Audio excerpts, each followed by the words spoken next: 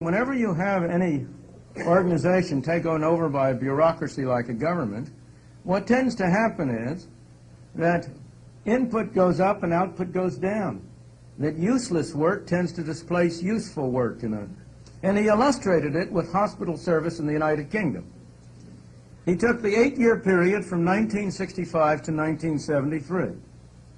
In that 8-year period, the hospital staff, the number of people, went up 28%.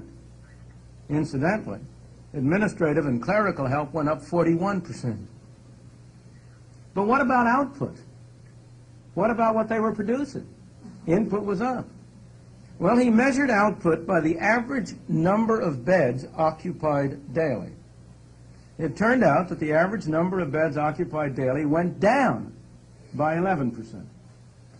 And he hastened to go on to explain that the decline in the average number of beds occupied was not for want of patients, that at all times there was a waiting list in the neighborhood of 600,000 people waiting for hospital beds.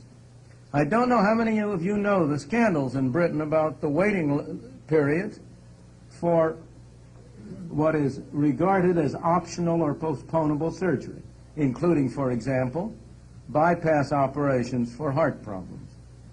There are stories of people who waited 3 years to have a bypass operation because that could be postponed. Indeed, some of them managed to die before the operation was performed.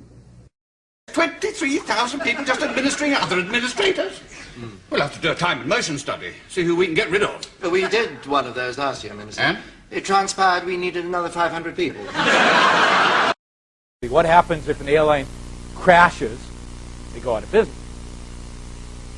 Clearly in this, why do we have elevator inspectors? What would happen if one of these elevators failed? That guy would be out of business.